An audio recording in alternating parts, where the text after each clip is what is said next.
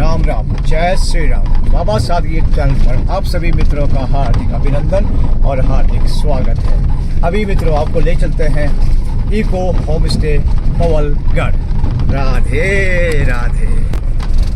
Reuse हो तो इस टाइप की सारी चीज़ें यहाँ पर वर्कशॉप हम लोग बीच बीच में करते रहते हैं। ये जो आप कहते हैं स्ट्रेस के लिए आप हाँ, जो ये कैमोमाइल है, ये हर्बल टी है, कैमोमाइल है। छोटे छोटे बारीक फूल आते हैं, एक साइड से हम फूल तोड़ते हैं तो जब तक हम वहाँ पहुँचते हैं तो दूसरे दिन वो फिर तैयार हो जाते हैं। तो इतनी तेज़ी रफ्तार से होते हैं तो वो उसको हम चुटकी भर अपने गर्म पानी में ऐसे डालते हैं और स्वाद के हिसाब से आप फूल तो नहीं है जो पीला पीला पीला पीला बहुत बारीक फूल है।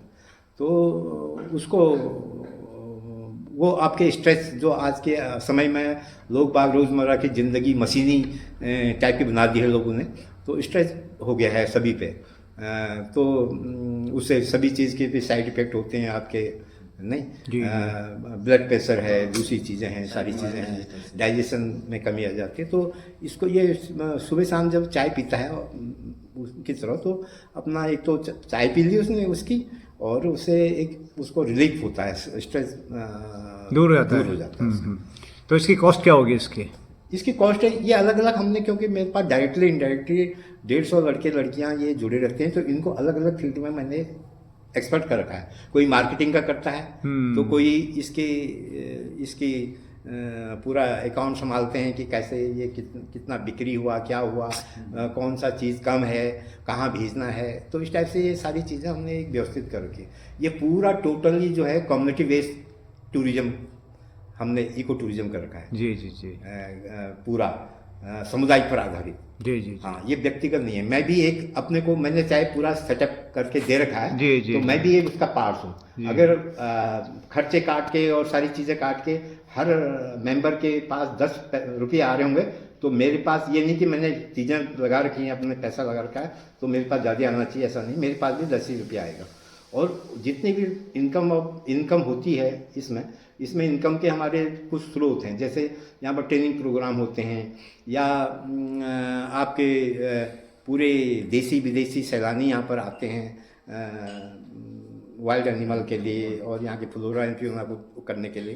तो या कोई एनजीओ के द्वारा, कई सरकारी गैर सरकारी एनजीओ की वर्कशॉपें होती हैं, तो उसमें जो भी खर्चे आते हैं उनके खाने में, रहने की सुविधाओं में, उसमें तो उसके बाद खर्चा काट के उसमें हम 20% तो हम नेचर कंजर्वेशन पे खर्च करते हैं। जी जी जी। और बाकी हम जितना सामान पे खर्च हुआ, फिर उसके बाद जो बचा हम बराबर उसको डिस्ट्रीब्यूशन कर देते हैं। जी, जी, जी। उस डिस्ट्रीब्यूशन का में भी मेरे हिस्से भी उतना ही आएगा जो और आम आदमी। जी जी जी। और इसमें सारे लोग एक्सपर्ट हैं, सारे लोग, ऐसा नहीं है कि किसी को हमने बिल्कुल एक ही लाइन पर उसको एक्सपर्ट बना रखा है। अगर वो आदमी, अच्छा आदरणीय काका जी, हाँ।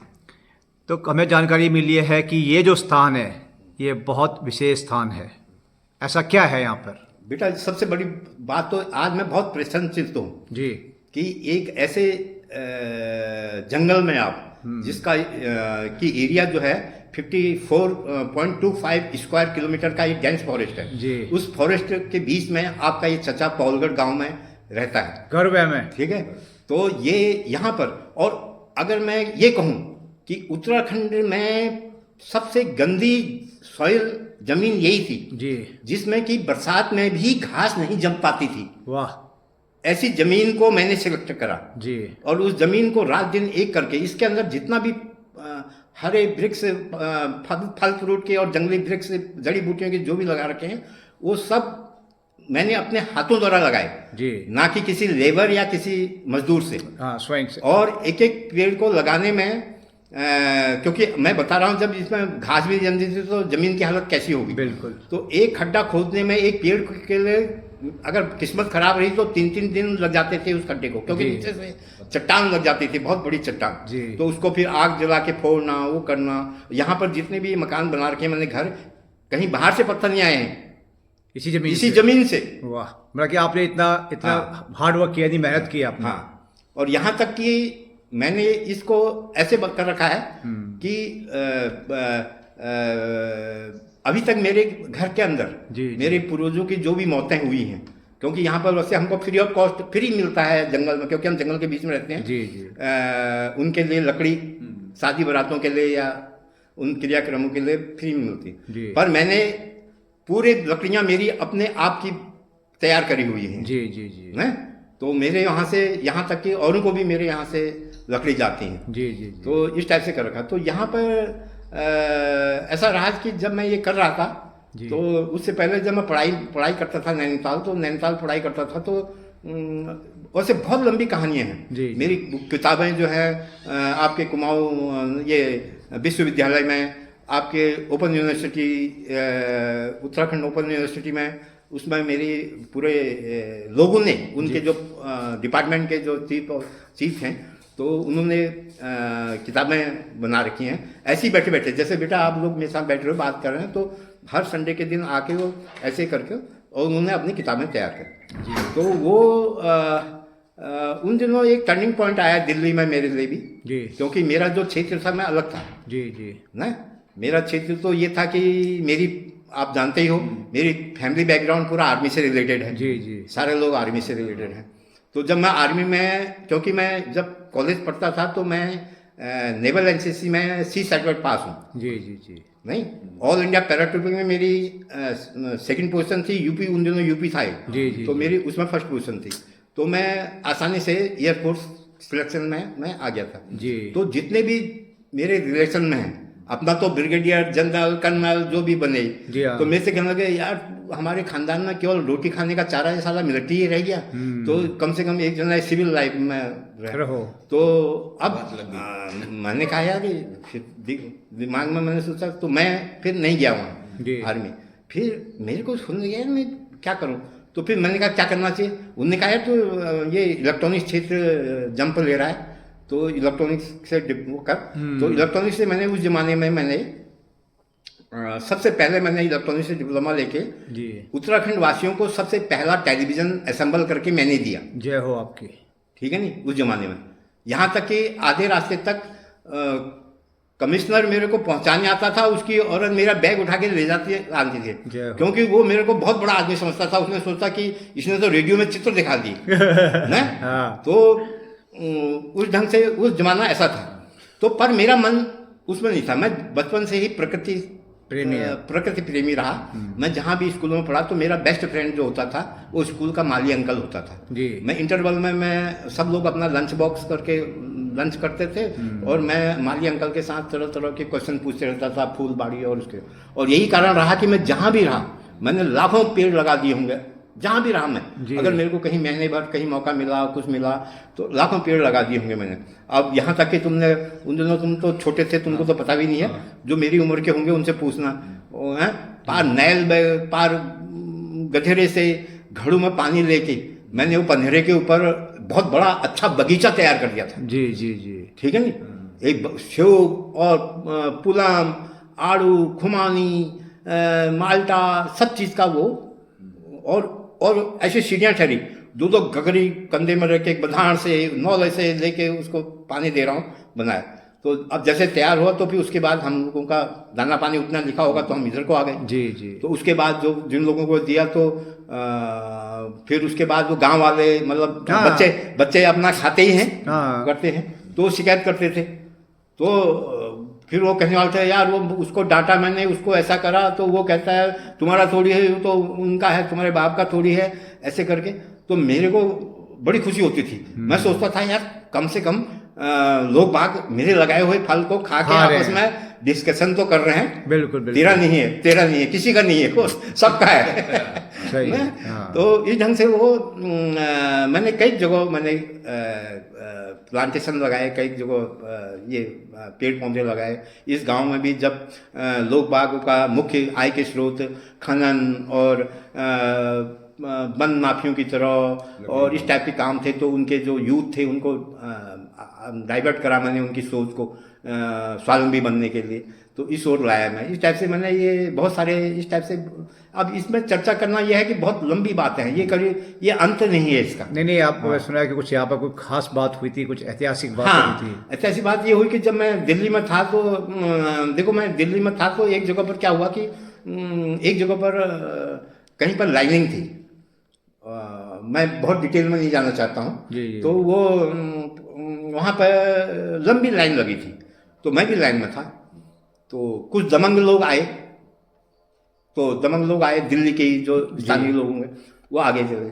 तो अब क्योंकि मैं तो ऐसी जगह का पढ़ा लिखा था जहाँ शालीनता थी, जहाँ सभ्यता थी, क्योंकि पहाड़ों में स्कूल उसी टाइप के होते थे। जी जी जी। तो मैं उनसे बोला, भाई साहब देखो ये सब लोग लाइन पर खड़े हैं, अगर हम लोग डिसिप्लिन तोड़ेंगे तो इसको फिर अव्यवस्थित हो जाएगा, फिर जो आगे जो ऑफिसर है वो भी काम नहीं कर पाएगा। तो उसने मेरे को कोहनी मारी, तो यूपी का पहाड़ी लागत है, ऐसे करके कोहनी मारी।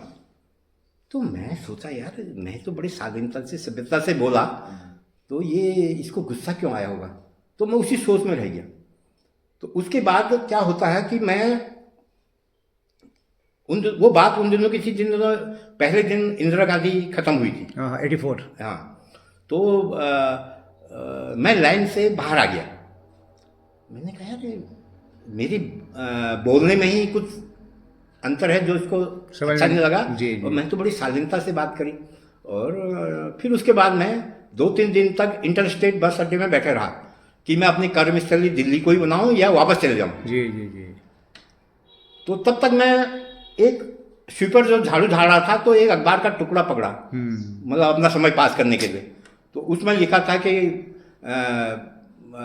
कुमाऊं यूनिवर्सिटी के वाइस चांसलर शिक्षाविद वैज्ञानिक डीडी पंत जी अलग राज्य की मांग कर रहे हैं। हाँ। तो मैं सोचा मेरी लॉटरी खुल गया। जी जी। मैंने उस पन्ने को जेब में रखा और उनकी खोज में चले गया, तो उनके साथ मिल गया। जी जी। तो उसके बाद मैंने उत्तराखंड मूवमेंट में लग गया मैं। जी जी जी। उसके बाद पूरा जिंदगी उत्तराखंड रोज जाना, लोगों को समझाना, और लोग बाग, और खास तौर पर मेरे लिए टफ खेल ये थी कि मैं इस प्लेन्स एरिया में रहता था। जी जी। तो यहाँ मेरे को काली बकरी की तरह देखते थे लोग बाग कि ये उत्तराखंड राज्य की बात कर रहा है। और मैंने अपनी जिंदगी में उतनी पढ़ाई नहीं करी होगी स्टूडेंट लाइफ में, जितना मुझे इसके चक्कर में पढ़ाई करनी पड़ी। जी। क्योंकि मुझे दिमाग में था कि मैं कल सुबह उस गांव में जा रहा हूँ या उस आदमी के पास जा रहा हूँ, तो वो मेरे से ऐसे ऐसे प्रश्न पूछेगा तो मैं कैसे जवाब दूंगा। तो मैं उसकी तैयारी करता था रात को। तो इस ढंग से उत्तराखंड मूवमेंट से जुड़ गए जी। नहीं तो 60-65 दिन यहाँ पर जो गुप्त बैठकें होती थी, तो उन दिनों फिर हमको अलग अलग अलगाववादी, खालिस्तानी, पता नहीं क्या क्या शब्दों से नवाज के हमको पकड़ के ले गए। अच्छा। हाँ। तो फिर उस दिन से चलो अच्छी बात यह है कि हमने राज्यपाल, तो आज के समय में मतलब ये एक ऐतिहासिक जगह है, कहने का मतलब है। बिल्कुल बिल्कुल। हाँ। तो इसलिए ये और उसी कॉन्सेप्ट में आज भी मैं काम कर रहा हूँ। और आज भी मैं जो यूथ है मैं कहता हूँ उनसे कि तुम किसी से अपेक्षा मत करो। एक जमाना वो भी था हमारे समय में, जब मैं छोटा था, तो हम न सरकारों को देखते थे, ना हम किसी सरकार ये हमको ये दे जाएगी, ये कर जाएगी करके कुछ नहीं। हम अपने स्वावलंबन ढंग से जीते थे। मैंने अपनी बूढ़ी अम्मा को भी देखा, तो उसका मुख्य औजार होता था एक गर्म कपड़े में, वहाँ पर एक गर्म कपड़े के टुकड़े में एक सुई होती थी उसकी लगाई हुई, और जिससे कि हमारे वो फटे कपड़ों को सिले और करे, और कनगड़ा होता था एक है। तो ये सारी चीजें होती थी। तो स्वावलंबन जीवन, और कभी भी मैंने किसी सरकारों को गाली देते हुए नहीं देखा पब्लिक को जी, क्योंकि उन्होंने ये समझ लिया था कि हमने अपने हालात से जीना है। बिल्कुल। आज की तरह लोग नहीं थे, मतलब स्वार्थी कि फ्री का मिल जाए, फ्री का मिल जाए। आज मतलब ये टिकट दे दो, आज सरकार ने ये नहीं कर दो, आज तो सरकारों ने सबकी आदतें खराब कर दी है। तो आदमी सोचता है कि मेरे अंदर के कमरे का झाड़ू भी लगा जाए। जब प्रधानमंत्री स्वच्छ भारत की बात कर रहा है तो मेरे वहाँ झाड़ू भी लगाए।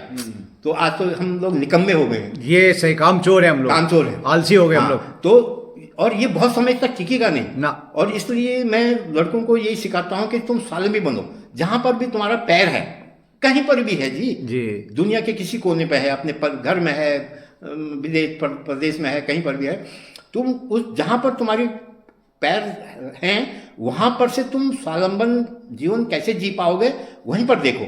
उसके जो परिवेश में जो चीज़ें पाई जाती हैं उनको एसिड्स के रूप में आप कैसे इस्तेमाल करें और कैसे आपका डेवलपमेंट हो इससे। और बिल्कुल भूल जाओ कि सरकार भी है।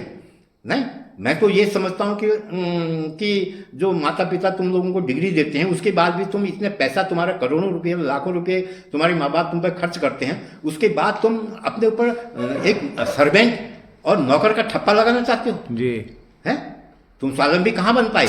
चाहे वो कोई तहसीलदार हो, चाहे कोई कमिश्नर हो, चाहे कोई हो, नौकरी है, तो कम से कम उस ठप्पे से, इसलिए मैं कहता हूं कि जो डिग्रियां हैं आज के समय में, जो पहले तो ज्ञान के लिए डिग्रियां मिलती थी, बिल्कुल, आज जो है डिग्रियां जो हैं, तुमको वो डिग्री नहीं है, वो तुम्हारे माँ बापों ने जो पैसा खर्च कर रखा है उसका बिल है वो।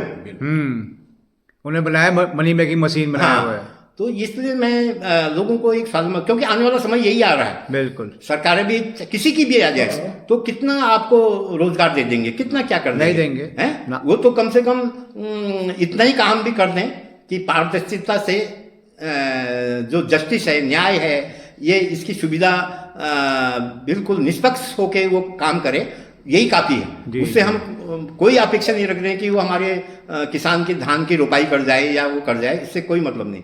हम अपने ढंग से हमने जीना चाहिए और अपने कम से कम संसाधनों से अपना जीवन यापन करना चाहिए। आपको एक सन्यासी बनने के लिए हिमालय की चोरी चढ़ने की जरूरत नहीं है। आप किसी भी समाज में, किसी भी घर में, किसी भी कमरे में आप सन्यासी जीवन अपने विचारधारा के हिसाब से जी सकते हैं ना। तो इसलिए ये मेरा एक अपना एक कॉन्सेप्ट है आने वाली पीढ़ी को। नहीं तो मेरा तो एक ही लड़का है। जी हाँ। तो मैं चाहता तो मेरी जान पहचान भी काफी थी। जी हाँ। ठीक है, नहीं मिनिस्टरों तक, क्योंकि मेरे कद ऐसा हो गया था इधर, मैं जब सामाजिक काम कर रहा था तो सबकी नजर मेरे पे ही थी। जी है, सब राजनीतिक दलों की, सबकी उनकी। तो मैं कहीं भी लड़के को आज के हिसाब से मैं कहीं भी एडजस्ट कर सकता था, पर मैंने लड़के से साफ स्टेटमेंट में बोल रखा था जी कि कहीं भी तू मेरा नाम नहीं लेगा, खुद करेगा ना, मेरा नाम ये नहीं लेगा कि मैं उनका लड़का हूं। सही है। हाँ, मुझे जब बाहर से फीडबैक मिलेगा, लोग कहेंगे अरे मंडाल वो भी है, तो वो किसका लड़का होगा, कुछ तो मेरे को शक आएगा कि इसने कोई गलती तो नहीं कर दी। बिल्कुल। और जब वो खुद कहेगा कि यार वो उस बैच में बहुत बढ़िया लड़का था और उसने ऐसा अच्छे, उसमें अच्छा, सब लड़कों में अच्छा लड़का था, तो मेरे नंबर अपने आप ही बढ़ गए। बिल्कुल। तो इस ढंग से मैंने उसको कह रखा था। इसलिए मैंने उससे, चाहे वो बेचारा पढ़ लिख के अपना ग्रेजुएशन करने के बाद किसी अच्छे उसमें जाता, तो उसने देखा जब पापा के अंडर में हजारों बच्चे आईटी सेक्टर के छोड़ के यहाँ ट्रेनिंग कर रहे हैं, जी। तो उसने भी फिर कई कोर्स करे यहाँ जी। तो आज वो यहाँ का बेस्ट नेचुरलिस्ट है। हाँ, और तो उसको सभी लोग प्यार करते हैं, सभी जो फॉरेस्ट डिपार्टमेंट हो चाहे कोई हो, क्योंकि वो उसको कभी भी नहीं। और मैं तो इस टाइप का आदमी हूँ कि एक दिन क्या हुआ कि वो जब ये स्कूटर लेके बार बार चले जा रहे थे, मैं यहाँ देख रहा था हेलमेट तो यही है। तो एक दो दिन तो मैंने डांटा, मैंने कहा बिना हेलमेट के क्यों जा रहे हो बेटा, कभी चोट लगी, गिर गई, सिर में लग जाएगी। तो उन्होंने कहा पापा यहीं पर तो गया था मैं, अभी आ जाते। तो मैंने कहा ये आदत ऐसे नहीं सुधरेगी। तो एक दिन जब मैंने देखा यहाँ, मैं उधर से आया, तो तब तो मैंने और लड़कों से पूछा, मैंने कहा वो बच्चे कहाँ गए, तो उन्होंने कहा वो सब्जी लेने के लिए गए हैं, अभी शाम को गेस्ट आने वाले हैं। अच्छा। तो मैंने फौरन चौकी को फोन करा, दरोगा को। मैंने कहा ये फलाने नंबर का स्कूटर है और ये 2 बच्चे आ रहे हैं नीचे को, और इनको अंदर ले जाके इनकी खूब डंडों से धुनाई कर देना। जी। तो कहने लगा मंडाल जी आप क्या कर रहे हो, आप पागल तो नहीं हो गए? कौन बाप ऐसा कहता है? यहाँ तो जरा सा उसको राय देने में, कोई कहता है मैं मिनिस्टर का लड़का हूँ, कोई कहता है मैं ग्राम प्रधान का लड़का हूँ, और आप अपने लड़के को खुद ही कह रहे हो कि उसको पकड़ के अंदर पिटाई करना करके। तो मैंने कहा आप बेफिक्र हो, वो भी नहीं कहेगा मेरे से कि मेरी यहाँ पिटाई हुई या वो कहेगा। मैंने कहा मैंने लड़का बिल्कुल बताएगा ही नहीं। सही है। तो मैंने कहा अगर मेरे असली मित्र हो तो मैं तब समझूंगा कि तुमने मेरे बच्चे के जीवन की रक्षा के लिए ख्याल करा, जब वो लचकते हुए शाम को आइडक्स मलेगा चुपचाप। सही है। तो मैं समझूंगा कि हाँ तुमने मेरे ख्याल करा है। बिल्कुल। तो इस टाइप से मैंने तो ये इस टाइप से संभाल रखे हैं, क्योंकि बच्चों को यही बिल्कुल नहीं है कि ये मैं बाप के नाम पर जी लूंगा, नहीं, या किसी ऑफिस में जा रहा हूँ तो मैं फलाने का लड़का हूँ सर, ये वो ऐसा कर दो। तो मैंने कहा अपने आप अपने ढंग से जियो, और कहीं करप्शन पर और गलत कामों में हाथ मत लो। तुम्हारा नुकसान हो जाए कोई बात नहीं, तुम अपने को लकी समझो। तुमसे कोई फरेब छल फरेबी करके कोई ठग गया है तो तुम सोचोगे अपने कि कम से कम मैं इस लायक तो हूं कि मेरे पास ठगी करी लोगों ने, बिल्कुल। मेरे पास जब है तभी तो ठगी करी, बिल्कुल है बिल्कुल। ना। तो तुम सोचो कि अपने को समझो कि आप प्रोग्रेस कर रहे हैं, और कभी भी ये मत सोचो कि यार उसने मेरे को ठग दिया तो मैं उसका बदला लूंगा, ये करूंगा वो करूंगा। उसके हालात क्या थे बेचारे के, हाँ। सामने वाले के। तो इस ढंग से मैंने इनको सबको स्वावलंबी बनने का एक ट्रेनिंग इनको दे रखी है। जी। हाँ। तो काका जी बहुत हार्दिक आभार, आपने अपना तजुर्बा, अपनी इच्छा जो आपने किया सब मेरे साथ शेयर किया है। राधे राधे, धन्यवाद। जय श्री राम, जय देवभूमि उत्तराखंड, भारत माता की जय, जय हिंद।